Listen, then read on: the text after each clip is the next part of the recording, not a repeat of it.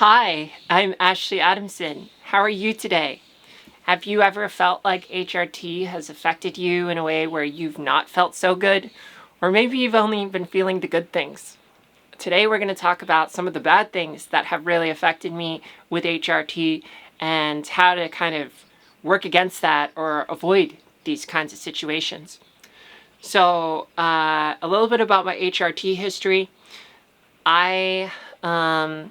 I started with Spiro for 6 weeks. Then I moved on to estrogen in the tablet form. And then I switched over to injections, estradiol valerate. And then when I moved to Germany, I didn't have access to that. So I had to go through the black market. And I found a place in Ukraine that was produced by a trans chemist who was giving me estradiol enanthate, which is what I take now. It has a smoother curve, basically, than estradiol valerate, similar to cypionate, but the difference is with enanthate, I can buy 6 months worth for about $50, whereas with cypionate, I think it's, like $100 for, I'm not sure how many weeks you get it for, but it's definitely way more frequent than enanthate. So I like the fact that I can stockpile years of HRT. Wouldn't you like to do that? I like that in case there's a shortage or some other issue. So I use enanthate. But my doctor last week notified me that my estrogen levels were double what the max is considered for normal in a female range when you're not pregnant. And it was 1,000, which should be closer to top 50 nanograms per milliliter or something like that. So I said to her, well, that's strange because everything's been going fine when I was in Germany and I've been doing this for about 6 months. But sure, I'll half the dose and maybe that'll help things out. So I halved the dose last week or the week before. And then last week I got hit with a terrible, terrible migraine. Have you ever had this happen to you before where suddenly things don't feel right, you feel like crazy amounts of brain fog and you have like all this tension in your head? For me, this was kind of like, it was so bad I had to take my Friday off. I could not work or think. I just had to lay in bed because I was just feeling awful. And it's because I basically bottomed out of my estrogen.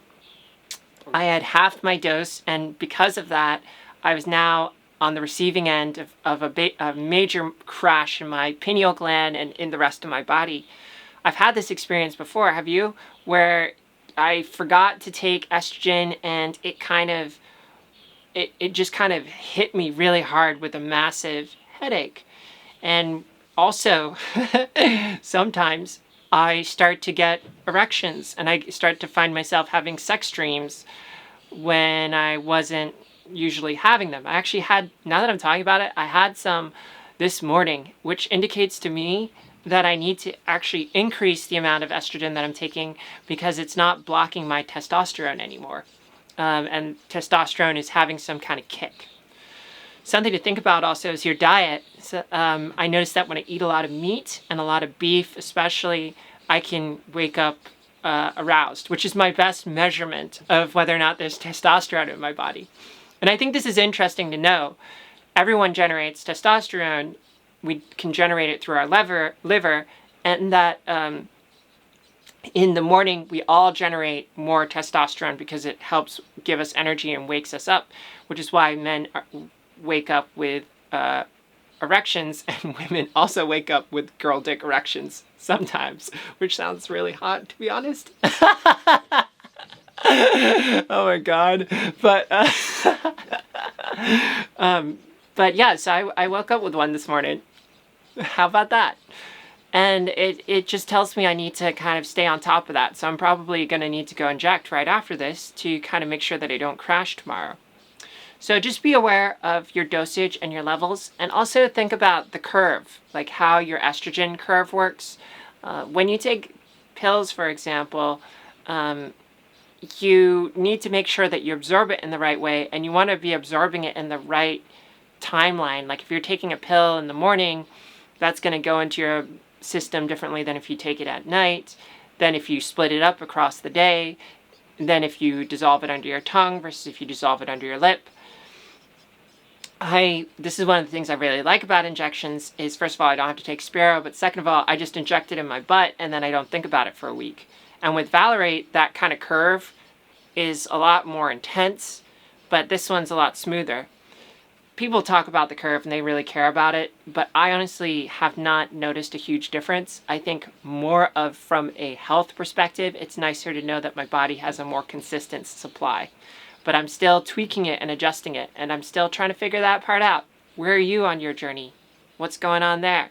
I'd love to hear about you and your own HRT experiences and what you've learned. I hear sometimes people have very contextual experiences with their body.